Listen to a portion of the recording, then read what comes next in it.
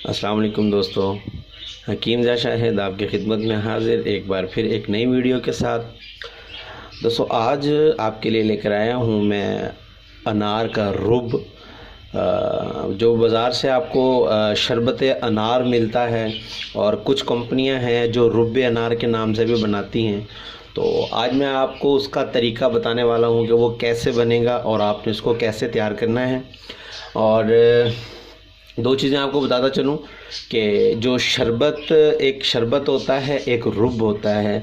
और जो शरबत होता है वो मैं आपको बता दूं कि जैसे अब अनार का ही अगर आप शरबत बनाना चाहते हैं तो आपको बाज़ार से अनारदाना मिल जाता है। आप उसको रात को पानी में भिगो देंगे और उसके बाद जो है उसको सुबह उसको पकाएंगे। पकाने के बाद उसको अच्छे से मलेंगे। मलने के बाद आप उसको छान लेंगे। छानने के बाद आप उस पानी को पकाएंगे, फिर उसमें चीनी डालेंगे और उसको आप शरबत तैयार कर लेंगे। ये है शरबत का तरीका। अब मैं आपको रुब का तरीका बताने वाला हूँ कि रुब जो होता है वो जो भी फल का आप बनाने वाले हैं आप उसका रस निकालेंगे और उस रस को पकाएंगे। उस रस को पकाने के बाद जब वो उसकी कुछ क्वांटिटी कम हो जाएगी, वो मैं आपको सारा बताता हूँ, उसके बाद आप उसमें चीनी डालकर उसको जो बनाएंगे उसको रुब कहते हैं। तो आज जो हम बनाने वाले हैं वो रुब्बे अनार है। तो वीडियो में थोड़ी सी लेट शुरू कर रहा हूँ कि मैं आपको बताता चलूँ कि इसमें अनार का जो जूस था वो यहाँ तक था। तो तकरीबन ये हाफ़ जो है हो चुका हुआ है, मतलब पकने के बाद ये हाफ़ रह गया हुआ है। अभी जो है इसके नीचे मैं आंच तेज़ कर रहा हूँ, इसको थोड़ा सा और कम करने वाला हूँ। फिर उसके बाद आपको बताऊँगा कि आपने इसमें कितनी चीनी डालनी है और कितना इसको पकाना है और इसमें क्या क्या चीज़ें डलने वाली हैं।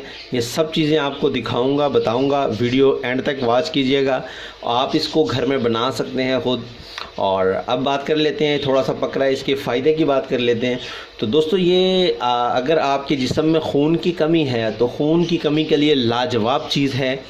अगर आप इसको इस्तेमाल करते हैं तो आपके चेहरे का रंग तब्दील हो जाएगा, सुर्खी में आ जाएगा और जिगर की इस्लाह करता है। बहुत ज़बरदस्त चीज़ है और हाज़म है।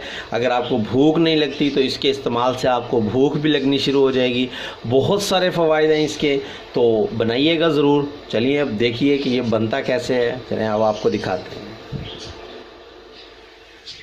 जी। तो दोस्तों ये देखिएगा, अब इसको उबाले आने शुरू हो चुके हुए हैं और ये काफ़ी हद तक जो है कम हो गया हुआ है।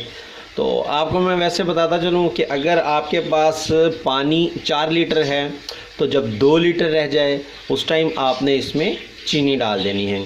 अब मेरे पास जो था ये तकरीबन 3 लीटर के करीब पानी था, तो 3 लीटर से कुछ ज़्यादा ही था। तो अब ये तकरीबन 1.5 लीटर पानी जो है बच चुका हुआ है मेरे पास। ये अनार का जूस जो है 1.5 लीटर बच चुका हुआ है।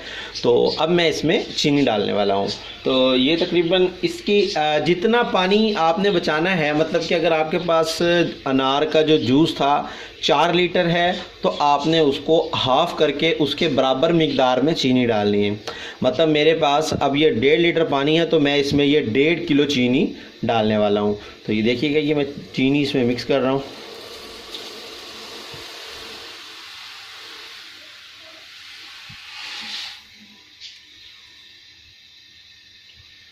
मैं इसमें चीनी डाल चुका हूँ। अब ये पकेगा, कुछ गाढ़ा मवाद बनेगा, तो तब तक ये पकता है। कुछ देर रुकिए, इंतज़ार कीजिए जी। तो दोस्तों जो चीनी हमने डाली थी वो पक चुकी है और इस टाइम आप देखेंगे ये गाढ़ा किस्म का एक शरबत बन चुका हुआ है। लेकिन अभी ये तैयार नहीं हुआ, अभी इसकी और पकाई होनी है। तो यहाँ आपको एक और बात बतानी थी, इसलिए आपको यहाँ लेकर आया हूँ कि अब इसके नीचे हमने थोड़ी सी आंच तेज़ कर देनी है। और ये देखिए, ये है टाटरी। ये आपने डालनी है 1 लीटर में 2 ग्राम। मतलब अब आपका जो ये कवाम बन चुका हुआ है ये तकरीबन 2.5 से 3 लीटर इस टाइम ये मौजूद है। तो इसमें आपने जो है ये 2 ग्राम के हिसाब से टाटरी डाल देनी है। मतलब अगर 1 लीटर पानी हो तो आपने 2 ग्राम डालनी है। अगर 2 लीटर आपका कवाम तैयार हो रहा है तो आपने इसमें 4 ग्राम डालनी है। तो इससे एक और फ़ायदा भी होगा कि इसमें मतलब कवाम के अंदर जितनी भी मैल होगी या चीनी की या शरबत की, वो एक झाग की सूरत में ऊपर आ जाएगी और आपने उसको उतार लेना है। तो यहाँ पे हम जो है इसमें टाटरी डाल देते हैं। इसका एक और फ़ायदा भी होगा आपको कि जब आप इसको महफूज करेंगे तो उस टाइम जो है ये जमेगा नहीं, क्योंकि ये चीनी है।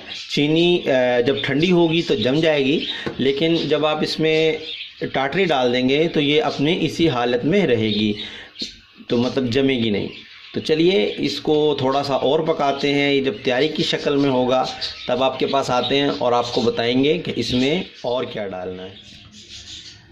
जी हाँ दोस्तों, तो ये तैयार हो चुका हुआ है। ये बिल्कुल गाढ़ा हो चुका हुआ है। अभी थोड़ा गर्म है इसलिए जो है ये ऐसा पतला महसूस हो रहा है, लेकिन ये जब ठंडा होगा तो ये बहुत ज़्यादा गाढ़ा हो जाएगा और जम जाएगा। तो अब आखिरी जो चीज़ हम इसमें डालने वाले हैं वो है, ये देखिएगा, ये है सोडियम बेंजोवेट। इसको आम ज़ुबान में मतलब उर्दू में इसको सतलुबान भी कहते हैं। तो ये भी जैसे टाटरी हमने डाली थी पर लीटर 2 ग्राम, ऐसे ही पर लीटर 2 ग्राम जो है हमने इसको डालना है। इसको डालने का तरीका ये है कि हमने ये पाउडर ले लेना है और इसमें थोड़ा सा पानी डाल लेना है। मैं डाल के आपको दिखाता हूँ।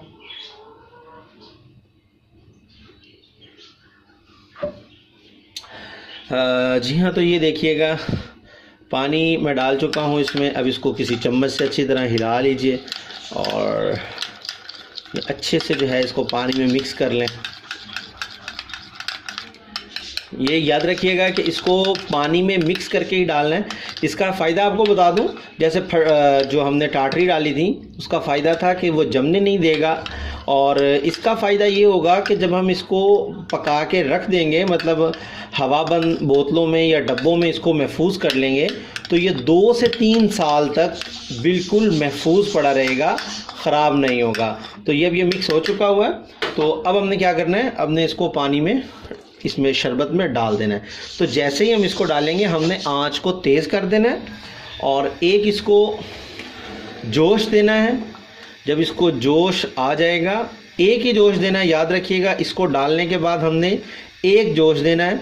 जैसे ही जोश आएगा, ये देखिएगा ये जोश आ गया है, तो मैं साथ ही आग बंद कर दूंगा। ये ठीक है जी, मैंने आग बंद कर दी है। तो हमारा रुब तैयार हो गया। ये बिल्कुल जो है महफूज रहेगा। ये 3 साल तक इसको कुछ नहीं होने वाला। आप इसको इस्तेमाल कर सकते हैं।